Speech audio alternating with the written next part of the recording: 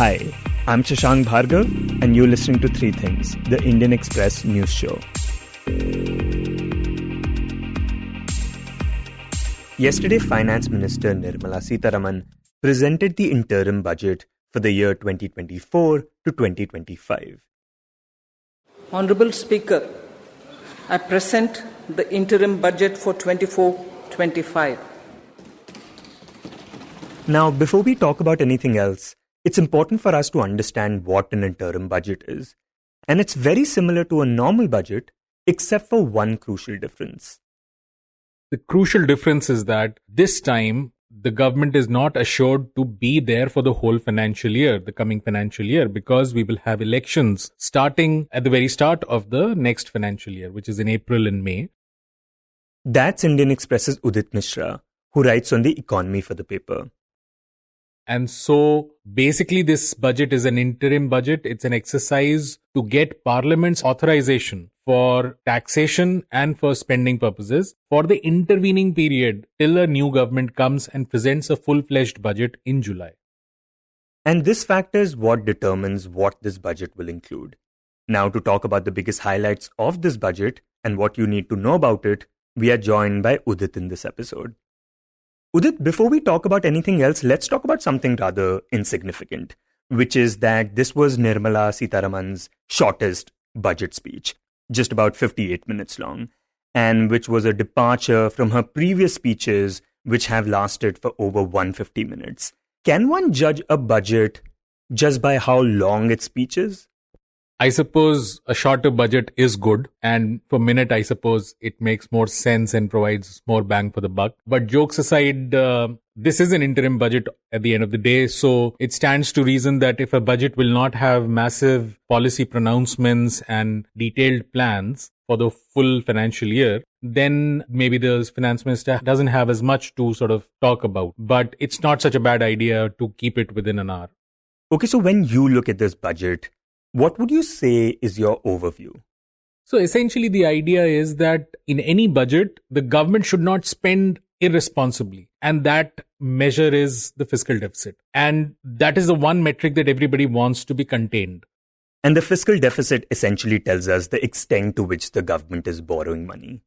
Yes, governments in most developing countries borrow money to bridge the gap between their expenditure and their income. Typically, they do not raise as much revenues because the economy is smaller and weaker, and yet the governments have to spend more because they were building up an economy, building bridges and everything. So fiscal deficit is one thing that everybody wants to contain, not excessively spend, and to that extent this budget achieves that. So that's the main thing, that the finance minister has contained fiscal deficit for the current financial year. She has beaten the target that she set for herself from 5.9% of GDP. She's actually achieved it to 5.8% of GDP. And for the coming financial years also, she has set very ambitious targets. And it is obvious that she has done that by curtailing expenditure. So she has cut expenditure right across the board. So curtailing expenditure to meet fiscal deficit, that is the essential story. It's not a very political story, but that's the way this budget has turned out.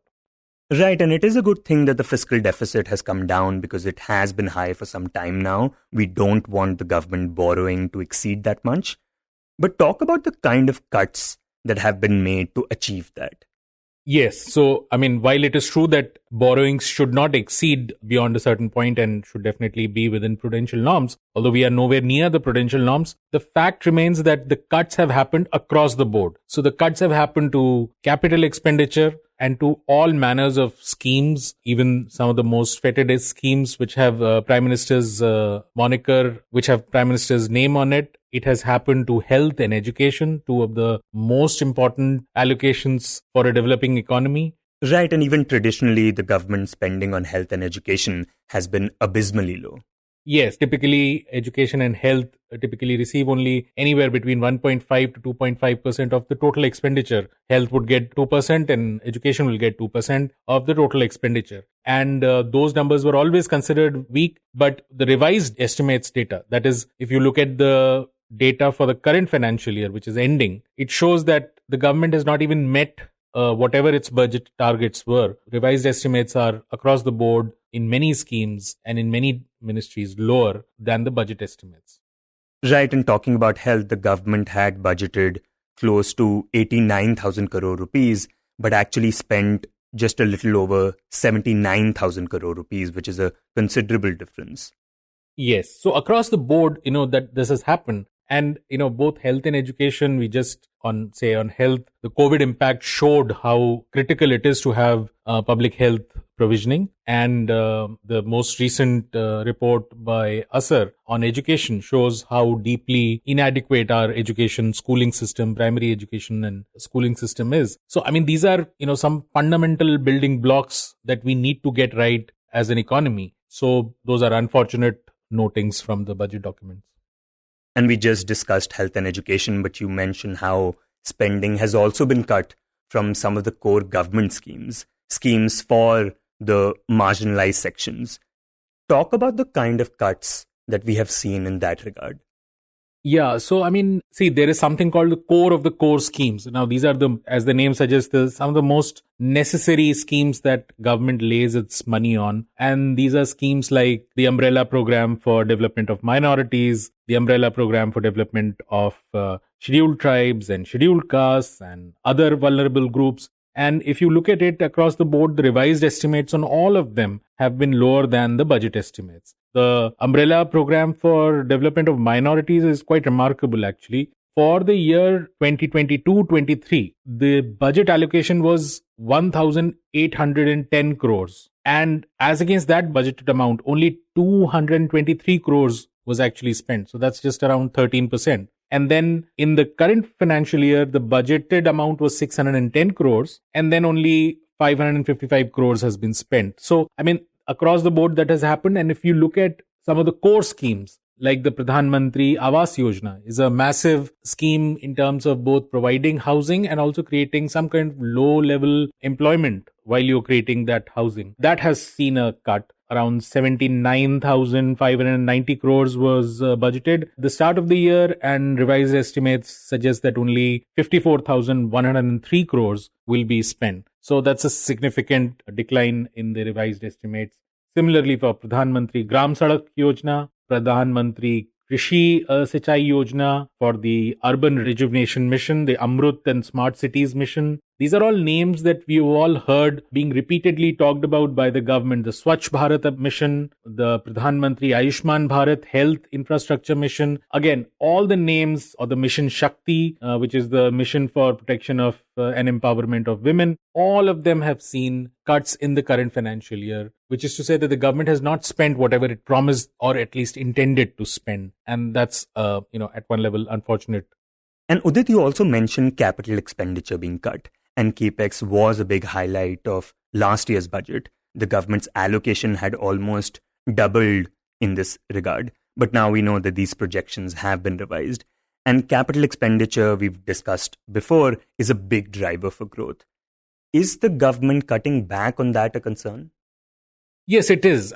Capital expenditure is something that provides a big growth impulse to the economy. 100 rupees spent on capital expenditure tend to become 250 rupees as they roll out through the economy in terms of how they impact the economy. As against that, if the government was to just give 100 rupees directly to people, the overall impact may not be more than 100 rupees. Right, it has a big multiplier effect. Yeah, the capital expenditure has a massive multiplier effect. So in that sense, it is a sad thing. And you see, our fiscal deficit is 5.9% or 5.8% of the GDP. Prudential norms say that it should be 3%. Now that 3% has never really been met barring 1 year, but it also shows that currently a lot of our borrowing is also going for day-to-day expenditure. It's not necessarily for capital expenditure, because 5.8 is a much bigger number than, what you're spending. And Udit, considering this is the interim budget and elections are just around the corner, what does the budget tell us about how confident the government is about coming back to power? So I think the first takeaway from everybody's mind has been that the government seems completely sure that they are coming back to power, and that is why they don't feel any need to do anything populist or to hang out any pointers to the voters that, we are going to, do something now or later. I mean, there's a stark contrast between this interim budget and the one that was presented in 2019 at the end of the first Modi government, where, if you remember, there were a lot of things like, tax slabs were tweaked. There was PM Kisan, which was a straight giveaway done in any government, total freebie of just giving money, cash to farmers. And I think that has to do with the political realities as they are panning out. In 2019, the Modi government was comprehensively beaten in the three Hindi heartland states of Rajasthan, Madhya Pradesh and Chhattisgarh. And this time they have actually won quite comprehensively. So, the mood is very different. And I think there are many reasons why the government perhaps is justifiably confident that it doesn't need to do anything remotely political to win back a mandate. Okay, Udit, one of the other big things to look for in a budget is what the government thinks about the future of the economy, the extent to which it expects it to grow.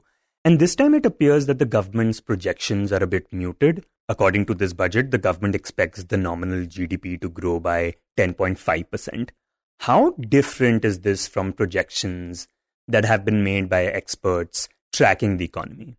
So at one level, it stands to reason that if the growth impulse is slowing down because you're not spending as much either on capital or on some of these schemes, then it will reduce the strength of the growth impulse that government could generate. And to that extent, it is understandable that the nominal GDP growth is only going to be expected at 10.5%. You have to understand that nominal GDP is growth along with inflation. So if you were to suppose take 4% away from this as the notional rate of inflation, which is what RBI hopes to maintain, then you could be ending up anywhere between 6 to 6.5% real GDP growth.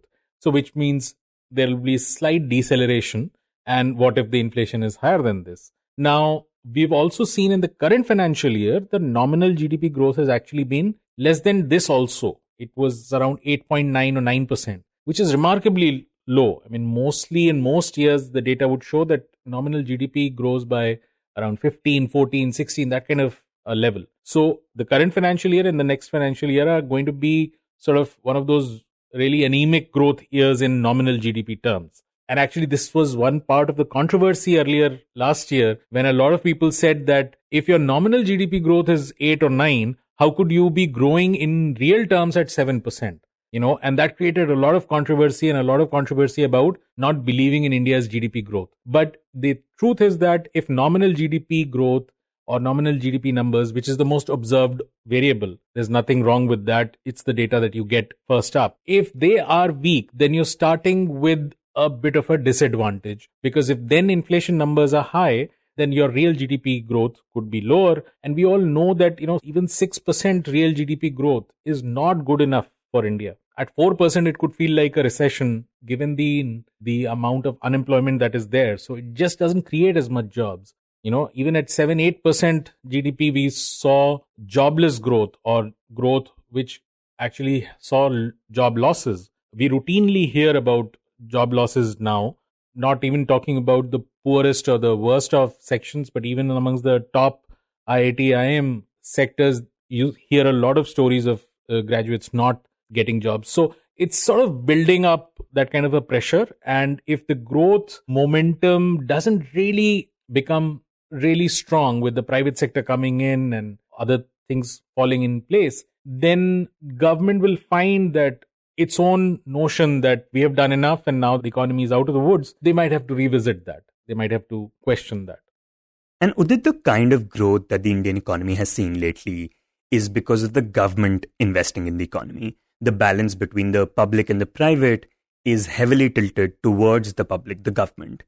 And now with the government cutting back, spending less on capital expenditure and making these other cuts, is it just waiting for the private sector to chip in? Because that has not happened for some time. Despite everything, private sector is not investing the way the government wants it to.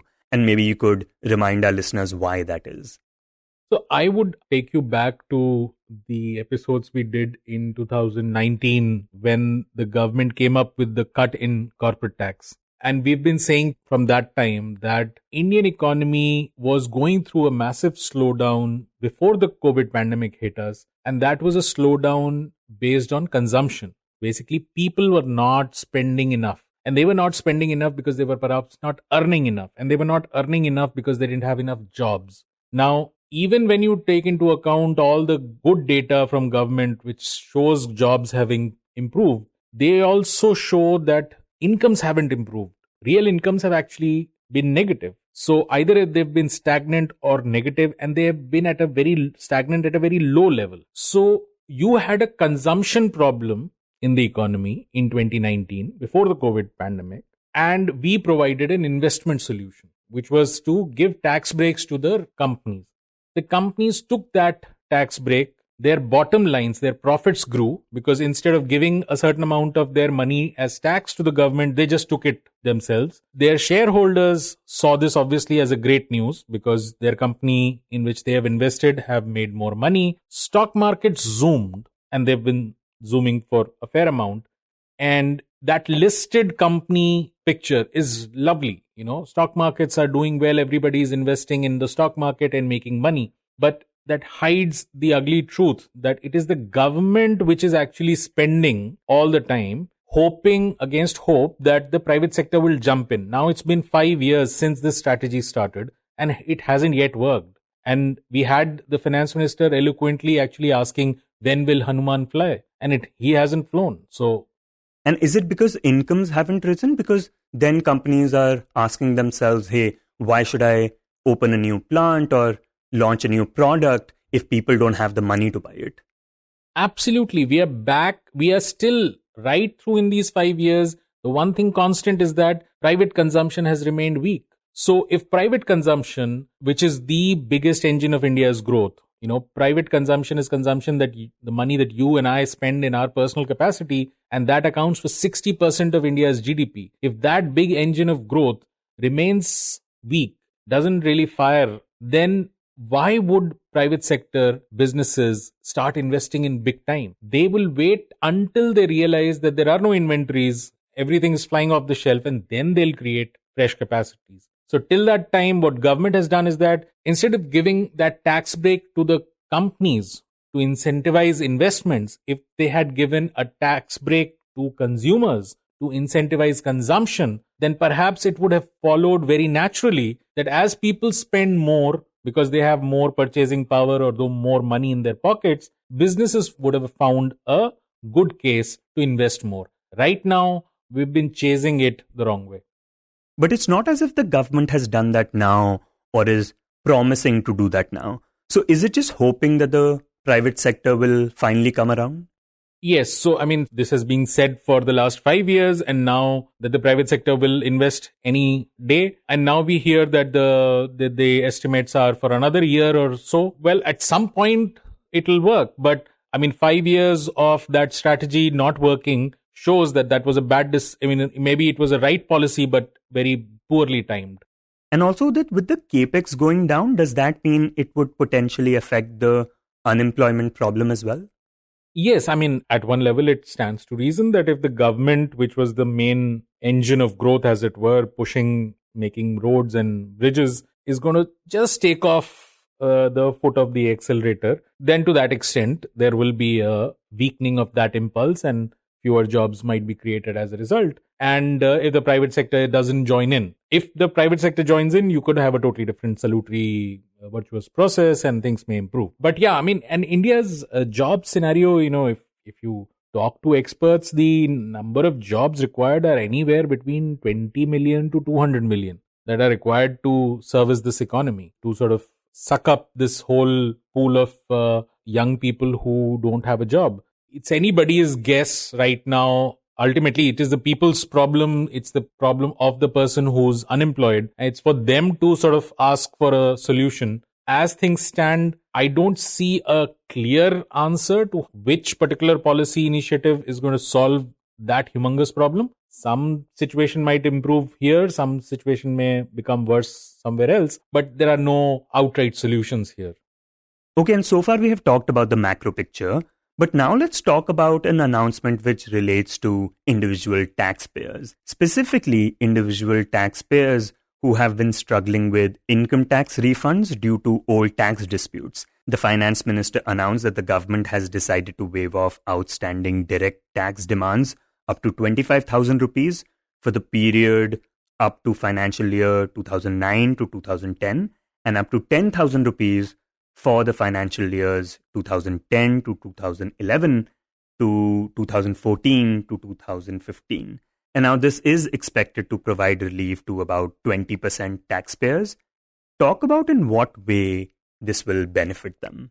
Well, I think, litigation around taxation is, in this case, the quantum of money is not that big for any individual case. 25,000 or 10,000, whichever be the case, the quantum of the money is not so important, but it's the harassment and the associated charges that perhaps will drag you down more than anything else.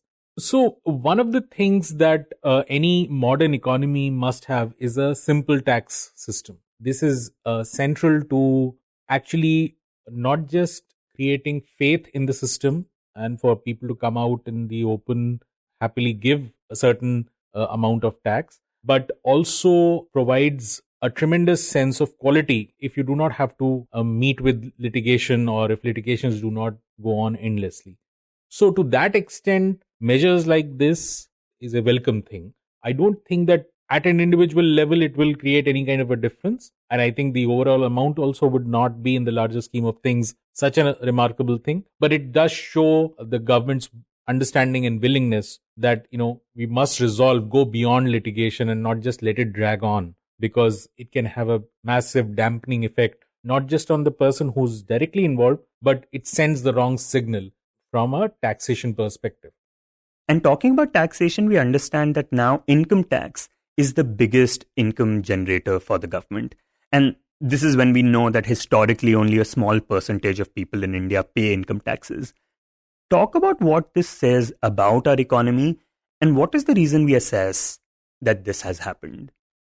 So I think, one of the reasons that contributed to the government cutting down its fiscal deficit was also better tax realization and better tax realization on the direct tax front. So an income tax was providing a good tax buoyancy, as it were. Tax buoyancy essentially measures how responsive are your taxation to economic growth. What has been happening is that perhaps a wider tax base has been allowing the government to garner more taxes at the same level of tax rate. So instead of 4 people being taxed at the X amount of X rate of tax, now if you're, suppose 40 people are paying the same tax, you get more money at the same level. And in fact, because you get more money, you could actually bring down the tax rate. So at one level, the digitization exercise, the formalization that is happening, a lot of people who get money through Paytm, who earlier used to be getting everything in cash and could stay out of the tax net and not pay as much direct income tax, would now be coming under the tax net because everything that they receive is in a digital format and is now monitored. So I suppose that number must have gone up. So a wider tax net is allowing us to raise income tax more. And it is a particular moment that in the coming financial year, the government expects income tax to be the biggest contributor, beating the taxes that it gets from the corporates and the taxes it's likely to get from the indirect sources like the GST. And Udit, finally, looking at this budget, what is the upshot for you? Well, this budget is like, you kick the can down the road because you realize that justifiably there's a new government that will be in command in a couple of months or in 3 months' time. And it would have its own agenda. It would have its own vision. And to that extent, there's no reason binding the country in some kind of a taxation format or spending format without having that mandate. Government is elected for 5 years. You present 5 full-fledged budgets. This is the 6th one, so it has to be an interim one.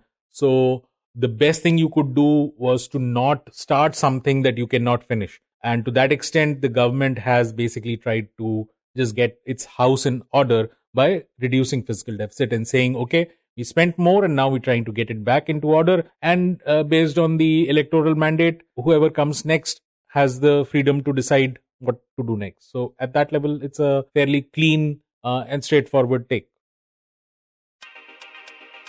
You were listening to Three Things by the Indian Express. Today's show was written and produced by me, Shashank Bhargava, and was edited and mixed by Suresh Pawar. If you like the show, then do subscribe to us wherever you get your podcasts. You can also recommend the show to someone you think will like it, share it with a friend or someone in your family. It's the best way for people to get to know about us. You can tweet us at Express Podcasts and write to us at podcasts@indianexpress.com.